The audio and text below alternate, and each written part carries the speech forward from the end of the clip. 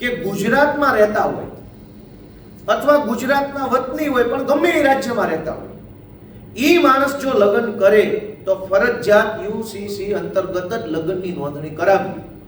હવે લોચો જુઓ કે ગુજરાતનો કોઈ આદિવાસીનો દીકરો કે આદિવાસીની દીકરી બિન આદિવાસી સાથે ગુજરાતમાં જ લગ્ન કરે તો એક વ્યક્તિને કાયદો લાગુ નહીં પડે, બીજાને લાગુ પડશે તો નોંધણી કયા નિયમ પ્રમાણે કરવી?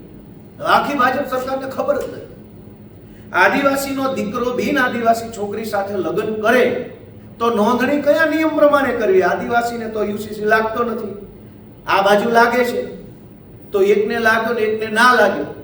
આ તો કેસરીયો રંગ તને લાગ્યો, એલા ગરબા કેવો કેવો રંગ તને લાગ્યો, આને આ લાગ્યું ને આને. આ તો લોટરી જેવો કાયદો આવ્યો.